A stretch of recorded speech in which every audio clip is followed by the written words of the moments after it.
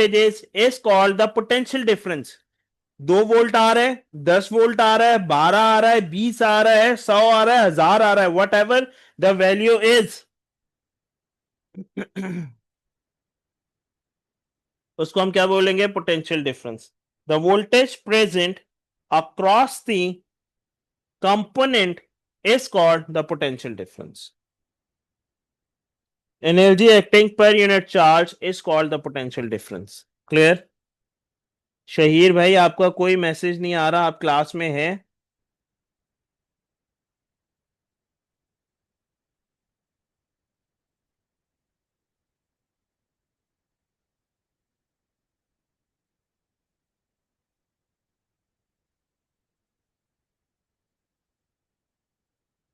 बेटा potential difference,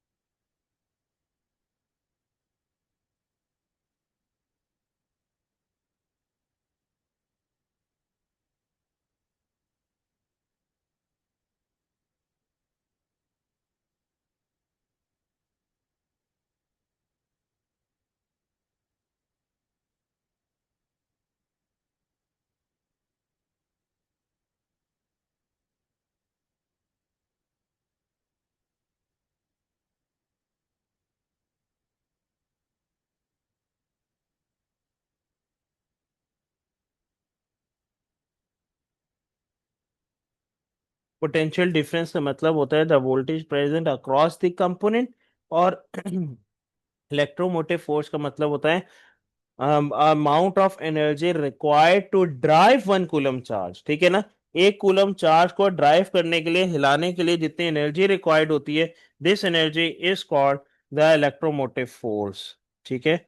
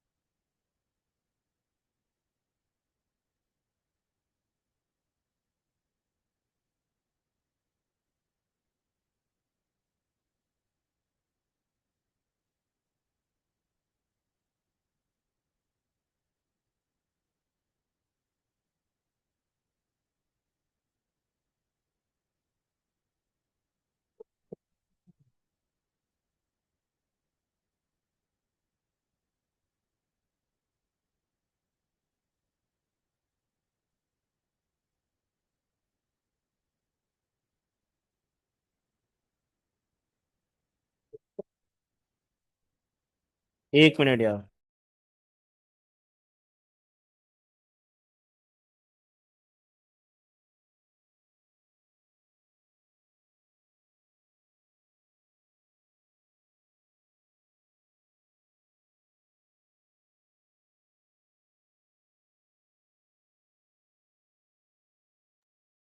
अच्छा जी. अच्छा जी, नंबर नेक्स्ट पे मूव करेंगे मेरे बच्चे. इसका ऐसा यूनिट पे, ठीक है ना? एनर्जी अपॉन चार्जेस, ठीक है, जूल्स अपॉन कूलम, और joule coulomb inverse which is equal two volt. इसको हम किससे मेजर करते हैं? वोल्ट मीटर से मेजर करते हैं. अच्छा, अगर हम लोग सर्किट की बात करें कि सर हम लोग सर्किट इसका कैसे ड्रॉ करेंगे, ये देखिएगा. पॉजिटिव है, पॉजिटिव टर्मिनल के साथ हमेशा एम मीटर कनेक्ट करेंगे. ये हमारे पास क्या है? एक अदर लैंप है. लैंप के अक्रॉस मुझे क्या निकालना है? वोल्ट मीटर निकालना है. वोल्ट मीटर हम इसके साथ ये करके कनेक्ट कर देंगे. So voltmeter is always connected with the parallel, whereas ammeter is always connected with the help of positive terminal which is your the ammeter. ठीक है, इस तरह से सर्किट है। एम मीटर हमेशा series में लगेगा और वोल्ट मीटर हमेशा हमारे पास पैरेलल में लगता है। ठीक है जी, यहां तक कोई मसला? ये देखें, ये रहा वोल्ट मीटर का सिंबल। अरेंजमेंट ऑफ सेल हमेशा सीरीज और पैरेलल में होती हैं। ठीक है ना, सीरीज में हमेशा, मेरी बात लाजमी याद रखिएगा, पॉइंट लिखते चले जाएं, करंट इज सेम, क्योंकि सिंगल एक ही पाथ चल रहा है। जब पाथ चल रहा होता है तो करंट कैसा होता है? सेम होता है। और वोल्टेज इसमें कैसा होता है? डिफरेंट होता है। ठीक है, इसकी अगर इक्वेशन हम लिखना चाहें तो इसकी इक्वेशन कैसे बनेगी?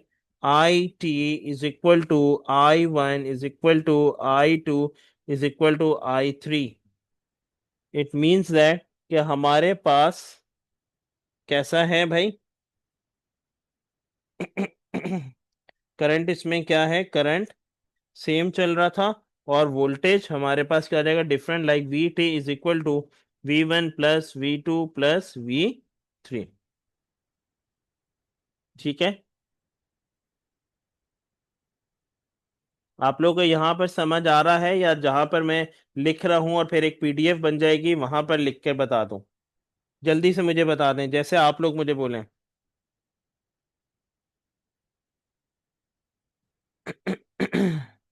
स्क्रीन पे लिख कर दिखा दूं या यहाँ पर इनफ है जो मैं लिख रहा हूँ? कंफ्यूजन तो नहीं हो रही? समझ आ रहा है?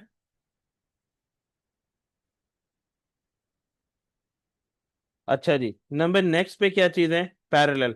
पैरेलल में हमेशा हमारे पास क्या होता है? वोल्टेज सेम होता है और करंट डिफरेंट होता है। करंट की इक्वेशन क्या हो जाएगी? I T is equal to I one plus I two plus I three. ठीक है, जितने भी करंट होंगे। और V T is equal to V one is equal to V two is equal to V three चलता जाएगा। Resistance की हम अगर बात करते हैं तो रेजिस्टेंस पर जाने से पहले वो एक कैपेसिटर, एक रेजिस्टर होता है हमारे पास, उसका फंक्शन आपको पता होना चाहिए। रेजिस्टर हमें क्या कहता है? रजिस्टर का फंक्शन क्या होता है? Resistor is an electrical device which has ability to resist the rate of flow of electrons. Like resist करता है, लाइक वो रोक रहा होता है rate of flow of electrons को। ठीक है ना, rate of flow of electrons को कौन रोकता है? हमारे पास मेरे बच्चे, हमेशा रजिस्टर रोकता है। एक्सेस अमाउंट ऑफ इलेक्ट्रॉन्स को रोक देता है, जितने पास करने होते हैं सर्किट को उनको वो पास कर देता है। और उसका ऐसा यूनिट क्या होता है? रेजिस्टर का ओम। तो इसके रेजिस्टेंस कैसे निकालते हैं? According to the Ohm's law, V directly proportion होता है आई के। जब डायरेक्टली का साइन हटता है तो इज इक्वल टू आर लगता है, तो V is equal to I R, and V upon I is equal to R. The ratio between the voltage and current is called the resistance. जो ratio होता है हमारे पास वोल्टेज और current का, उसको हम क्या चीज कहते हैं? रेजिस्टेंस बोलते हैं। The ratio between the voltage and current is called the resistance. Clear? यहां तक कोई भी ऐसी बात जो नहीं समझ आई तो मुझसे पूछना।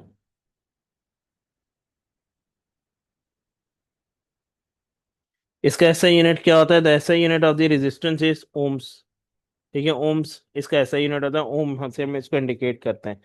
How many types of the resistor? There are the two types of the resistor. Number one is the fixed resistor, and number two is your the parallel resistor. Fixed resistor, variable resistor। fixed resistor को हम carbon resistor भी कहते हैं, जिसके अंदर जिसके हम values change नहीं कर सकते। और वेरिएबल रेजिस्टर को हम रियोस्टेट भी कहते हैं, जिसकी हम वैल्यूज चेंज कर सकते हैं। ठीक है, variable resistor has a value of the resistance that can be varied, और जाहिर सी बात है वो इजीली वेरिड होती हैं। ओम्स लॉ में क्या कहते हैं? V is equal to I R बोला जाता है ओम्स लॉ को।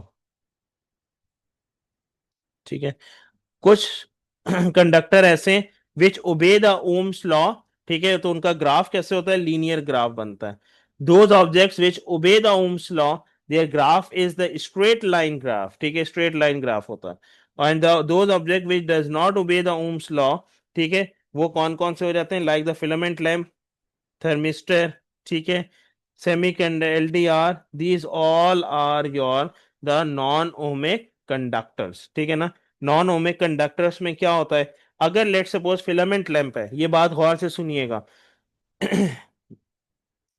फिलामेंट लैंप की अगर रेजिस्टेंस बढ़ेगी ना तो करंट कम हो जाएगा, ये इसका रूल है।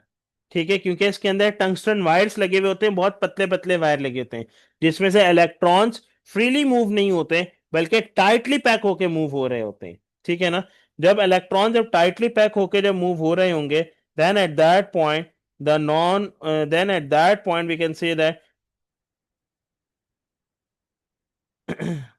The filament lamp is formed.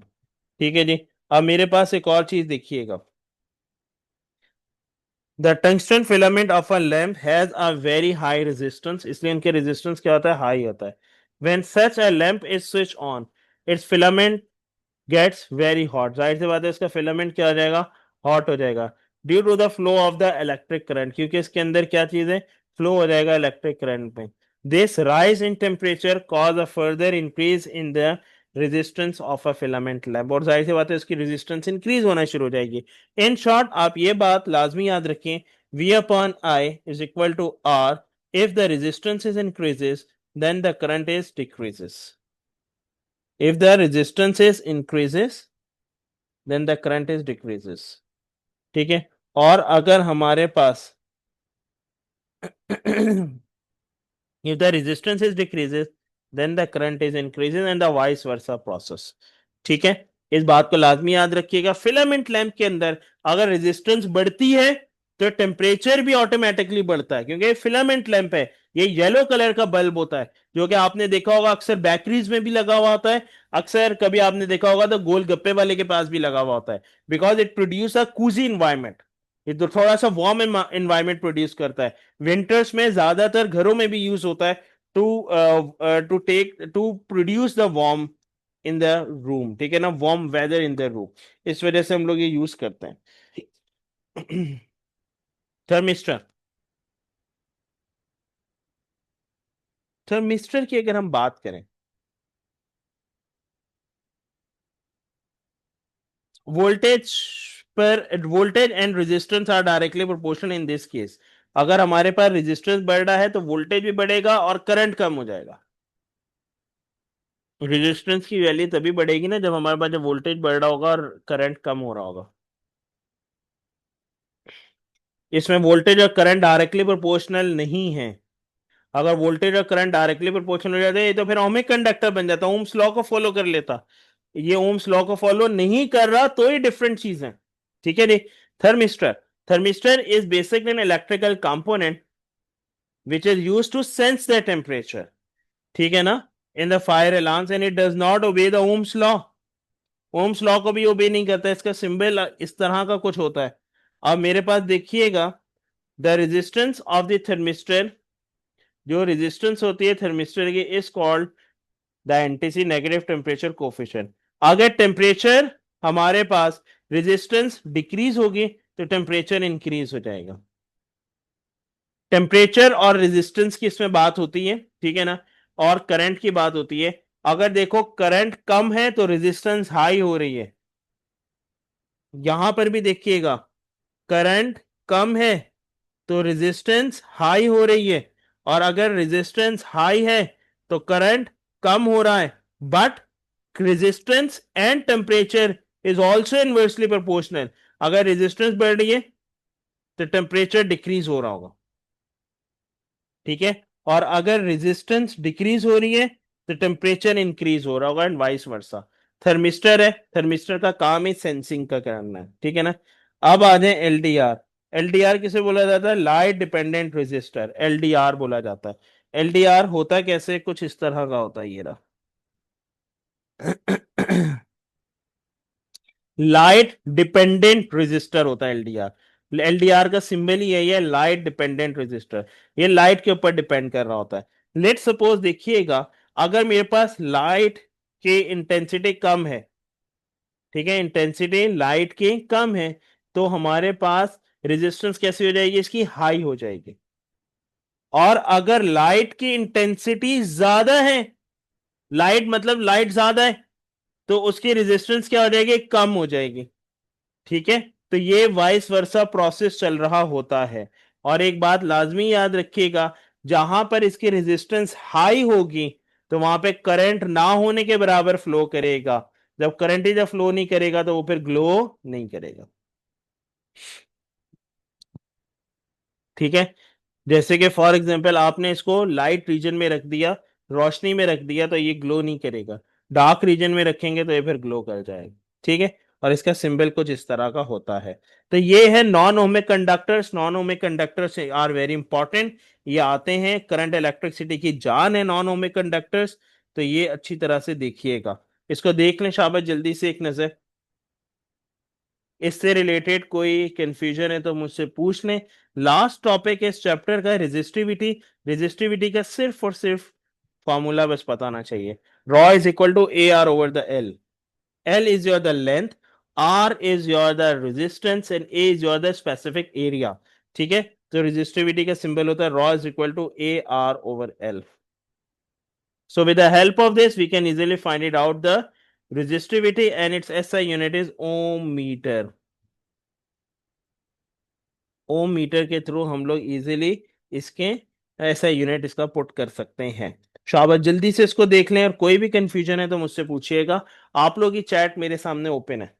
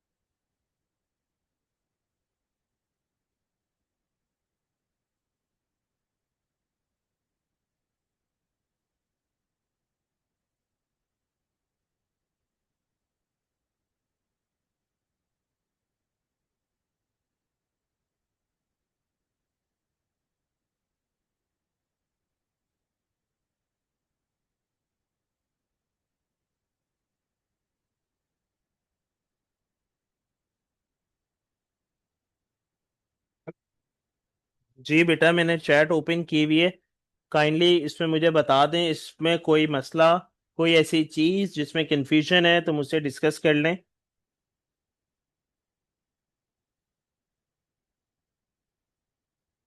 All good.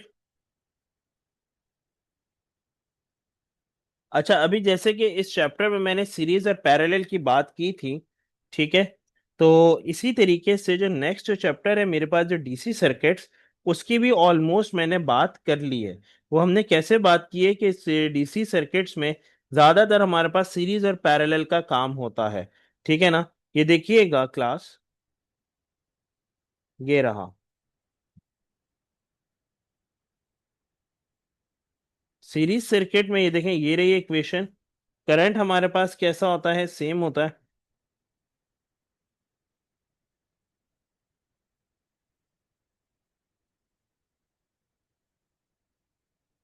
नहीं भाई, फिलामेंट लैंप अलग है। फिलामेंट लैंप में लाइट इंटेंसिटी कहाँ से आ गया? वो तो लाइट खुद प्रोड्यूस करता है। लाइट इंटेंसिटी सिर्फ और सिर्फ होती है एलडीआर में, लाइट डिपेंडेंट रजिस्टर में।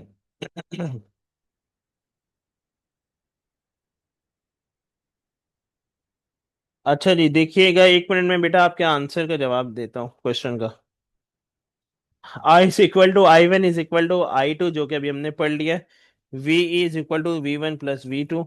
अब अगर हमें टोटल रेजिस्टेंस निकालनी पड़ जाए तो R is equal to R one plus R two plus R three होगा।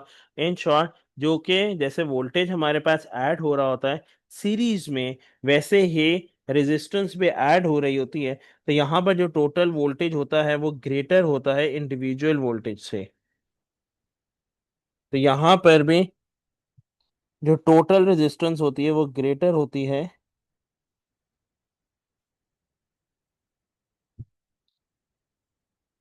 इंडिविजुअल से। ठीक है ना। अब आ जाए सीरीज के बाद। अगर लेकिन इसका एक डिसएडवांटेज है कि अगर एक लैंप खराब हो जाता है, जैसे कि ये नजर आ रहा है, तो सारा का सारा सर्किट हमारा बंद हो जाता है, हमारा सर्किट ऑन नहीं होता। ठीक है ना। नंबर नेक्स्ट है मेरे पास पैरेलल। पैरेलल में क्या चीज होती है कि करंट, टोटल करंट क्या होता है, आई टी ग्रेटर होता है इंडिविजुअल से। ठीक है। तो हमारे पास V is equal to V1 is equal to V2 होता है। तो हमारे पास जो टोटल वोल्टेज होता है ना, वो हमेशा इक्वल होता है किसके, इंडिविजुअल वोल्टेज के। अब आ जाए हमारे पास पैरेलल सर्किट में। पैरेलल में क्या होता है, 1/RT is equal to 1/R1 plus 1/R2 and then so on. इसका क्या मतलब है कि total resistance is always less than the individual resistance. ठीक है, टोटल रेजिस्टेंस हमेशा हमारे पास कम होती है as compare to the individual resistance. ठीक है, इस बात को लाजमी याद रखिएगा।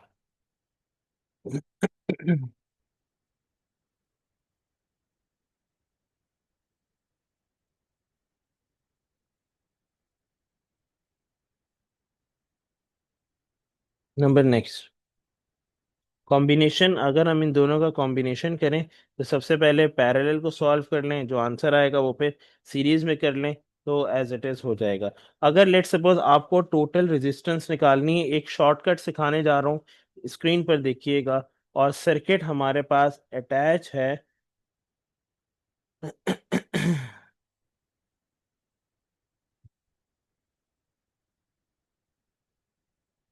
सर्किट हमारे पास अटैच है पैरेलल में। ठीक है ना। पैरेलल में अटैच है सर्किट, और पैरेलल का तो फॉर्मूला ये होता है आपके पास। ठीक है, like for example, this is your the register R1,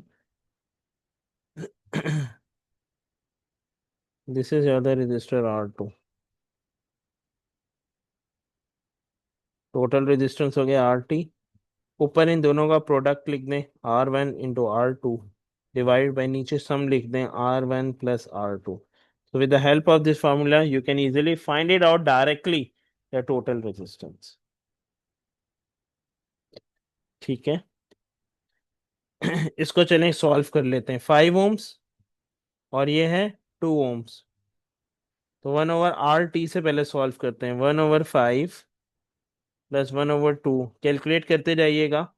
क्या आंसर आ रहा है, 1/RT का क्या आंसर आ गया, इसको सॉल्व करें।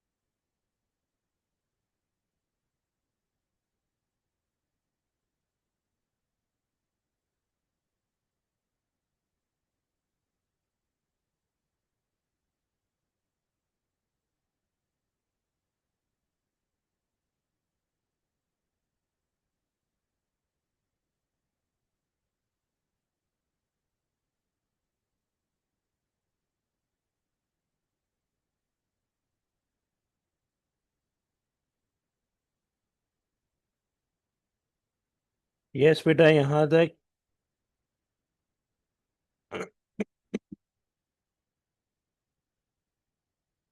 समझ आ गया, कोई मसला। इसका आंसर भी बेटा निकाल के बता दें, क्या निकाला आप लोगों ने, 7/10। इसको इन्वर्स कर देंगे, RT is equal to 10/7, so that your answer is, जल्दी से कैलकुलेट करें यार प्लीज, जल्दी जल्दी बताया करें। अगर थक गए हैं तो बस करते हैं। 10 डिवाइड बाय 7, लेकिन आंसर जल्दी जल्दी बताएं। 1.42 ओम्स टोटल रेजिस्टेंस आ गई। अब देखिएगा वन स्टेप में अगर मैं इसको यहाँ पर पुट कर देता हूँ, R1 कितना था हमारे पास 5, R2 कितना था 2, और इन दोनों का सम करवा दें 5 + 2, तो 5 2 क्या हो गया 10, तो 7 + 2 + 5 + 2 7। देखो यही वाली चीज बन गई, तो ये 2 स्टेप्स में आंसर आ गया 1.42 ओम्स। इट मीन दैट इस तरह से करें तो भी सही है, इस तरह से करें तो भी सही है, परेशान मत होना, दोनों आंसर सही हैं, ठीक है।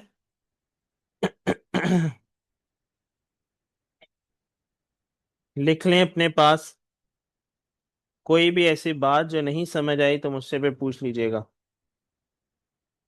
ठीक है।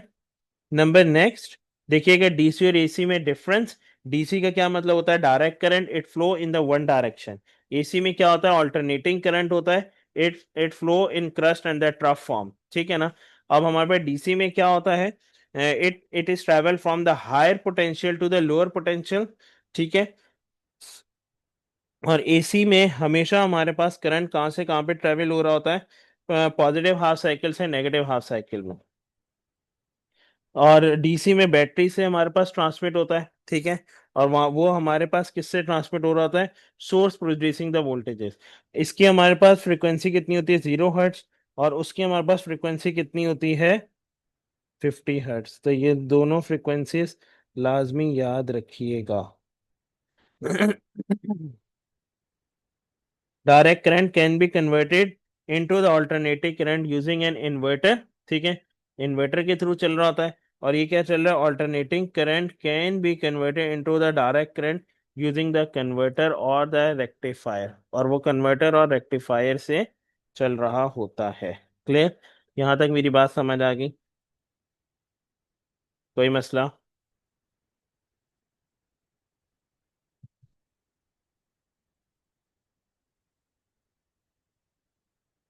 All good all of you.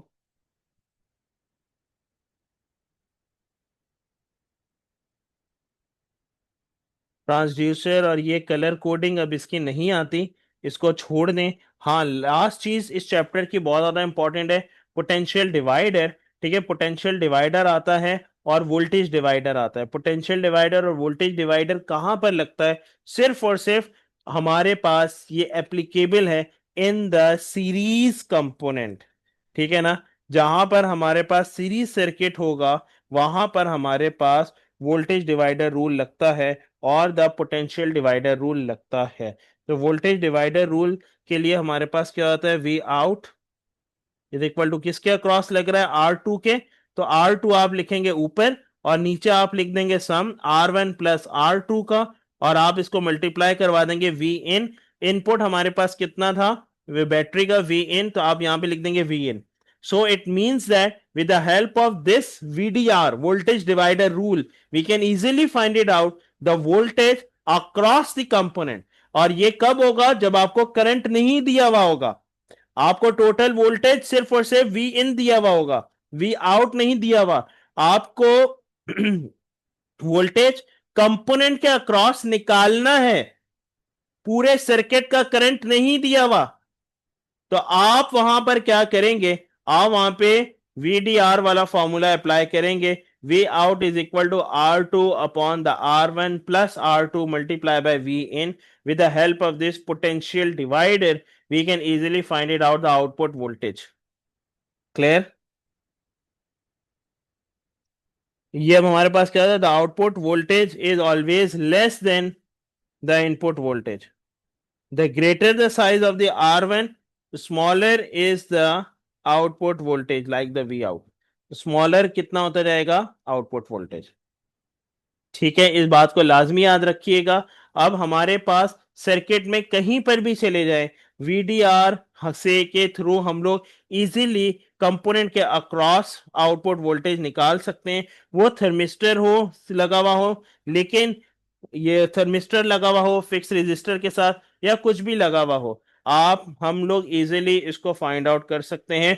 सवाल ये पैदा होता है कि सर हम वीडीआर कब लगाएंगे, हम वीडीआर तब लगाएंगे जब हमारे पास जब हमारे पास सर्किट सीरीज में होगा। अगर सर्किट सीरीज में नहीं होगा तो हम वीडीआर नहीं लगा सकते।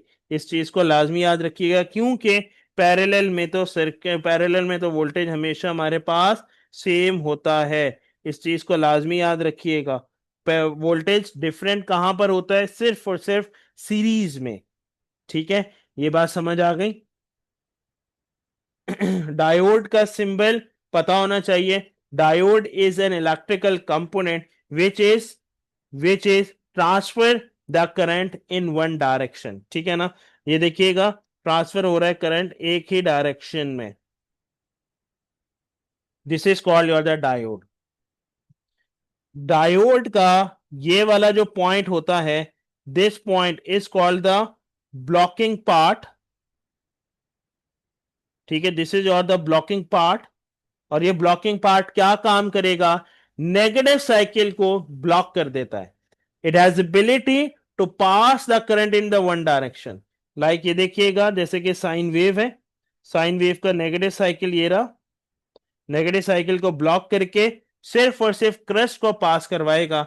लाइक इस तरह से पास करवाएगा। अगर हमने करंट पास नहीं करवाना सर्किट में, या तो कोई मिस्टेक है और वो हमें बतानी है, तो हम क्या करेंगे? To reverse the direction of the diode. अगर हम डायोड के डायरेक्शन को रिवर्स कर देंगे तो हमारे पास क्या चीज हो जाएगा? करंट आगे फ्लो ही नहीं करेगा, क्योंकि ब्लॉकिंग पार्ट पहले आ गया। ब्लॉकिंग पार्ट जब पहले आ जाएगा तो सारा का सारा करंट वो क्या कर देगा? रोक देगा, ब्लॉक कर देगा। तो जब सारा का सारा करंट रोक देगा, ब्लॉक कर देगा, तो बल्ब जो होगा वो लाइट अप नहीं होगा। क्लियर? ये बात समझ आ गई? कोई मसला?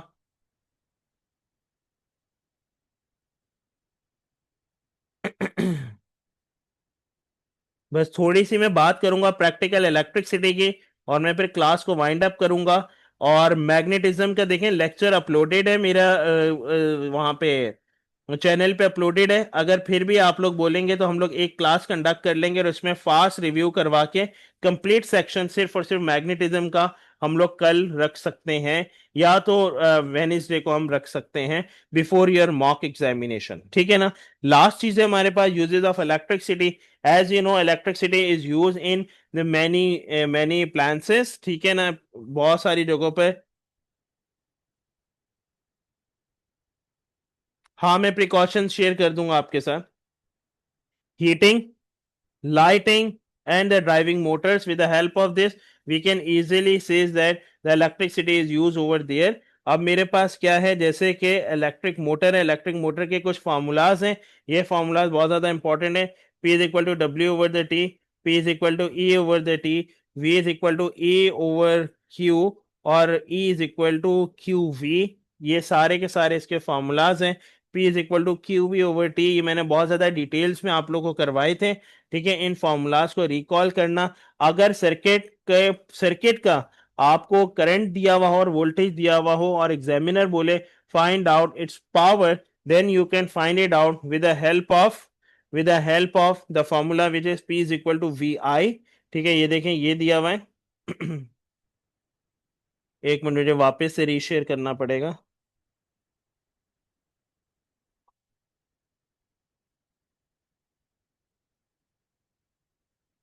स्टेप अप और स्टेप डाउन ट्रांसफार्मर एक्सप्लेन कर देता हूं। बिल्कुल। एक ट्रांसफार्मर की क्लास हम लोग ना इलेक्ट्रिसिटी मैग्नेटिज्म की, सॉरी, क्लास हम लोग एक वेनिसडे को करेंगे। तो उसमें मैं बेटा ये एक्सप्लेन करूंगा आपको, स्टेप अप, स्टेप डाउन और ये सारी चीजें मैग्नेटिज्म की। P is equal to V I. आज मैंने जितना भी एक्सप्लेन किया है इसको आप लोगों ने घर में प्रैक्टिस करनी है और इलेक्ट्रिसिटी तक स्ट्रॉन्ग कर लें अपना सारा। P is equal to I square R. Current और रेजिस्टेंस की प्रेजेंस में भी पावर निकल सकती है, और वोल्टेज एंड द रेजिस्टेंस की प्रेजेंस में भी पावर निकल सकती है। P is equal to V square over the R, and in the end we can find out the power with the help of all these equation. P is equal to E over the T, QV over the T, P is equal to VI, and the last one, P is equal to I square R, and the P is equal to V square over R. So we can find it out the power with the help of all these equation so that the electrical power is measured in watt. इस चीज को लाजमी याद रखिएगा कि electrical power को हम major कर सकते हैं वॉट में। ठीक है। कॉस्ट ऑफ इलेक्ट्रिसिटी आ सकता है, बहुत ज्यादा इंपॉर्टेंट है। Cost of electricity is equal to the number of units, जितने भी नंबर ऑफ यूनिट्स होंगे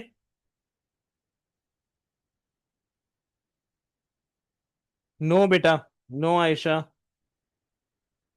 अब हमारे पास क्या चीज है कि जैसे कि for example cost of electricity है number of units kilowatts multiply by cost of one unit. एक यूनिट की कॉस्ट से आप उसको मल्टीप्लाई करवा देंगे तो आपके पास कॉस्ट ऑफ इलेक्ट्रिसिटी इजीली आ जाएगी। अब लेट सपोज मेरे पास क्या है, पावर है। Power is always measured in kilowatt, हमेशा याद रखिएगा। अगर वॉट में होगा तब आप उसको चेंज करेंगे किलो में, किलोवाट, और multiply by the time. Time is always taken in hours, तो क्या हो जाएगा किलोवाट आवर्स। और जो भी कॉस्ट दी हुई होगी एक सेंट की, लाइक एक यूनिट की, उस कॉस्ट को आप मल्टीप्लाई करवा के cost of electricity easily calculate कर लेंगे। ठीक है जी। डेंजर, डेंजर ऑफ इलेक्ट्रिसिटी है, बिल्कुल है। अगर आपके पास डैमेज हो जाए इंसुलेशन तो इलेक्ट्रिसिटी डैमेज है। ठीक है। डैमेज इंसुलेशन में क्या चीज आ जाती है, देखें ये वायर ऊपर से डैमेज हो गया, लाइक उसका रबर डैमेज हो गया, जिसमें से क्या चीज हो जाएगा, दोनों वायर्स आपस में मिल जाएंगे, शॉर्ट सर्किट हो जाएगा and you can face a serious problem. ठीक है, serious injury as well. Over heating, Majid आप चार्ज करते जा रहे हैं फोन, या माइक्रोवेव ओवन है, या कभी आपने देखा होगा आयरन है जिससे आप कपड़े प्रेस करते हैं, उसका जो स्विच होता है वो मेल्ट हो जाता है। वो किस वजह से होता है, मुसलसल इलेक्ट्रॉन्स फ्लो करने की वजह से, फ्रिक्शनल फोर्स की वजह से it produce a heat and due to this heating it totally melted. और वो जब मेल्ट हो जाता है then it can also cause a short circuit. ठीक है ना, वहां पर भी शॉर्ट सर्किट हो जाता है। अच्छा जी, इसके बाद हमारे पास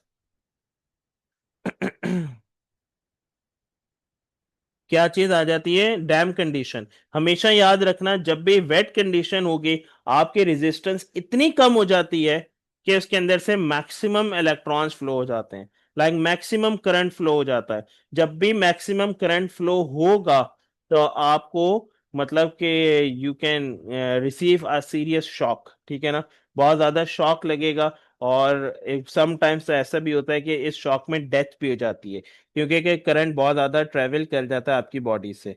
safety use of electricity in home, ठीक है, कि avoid the using the electrical appliances in the damp condition, यही सेफ्टी यूज है। To avoid the lead from the extension और do not overload a maximum, ठीक है, devices on a single socket. ठीक है, एक सिंगल सॉकेट पे बहुत ज्यादा डिवाइसेस को कनेक्ट ना करें।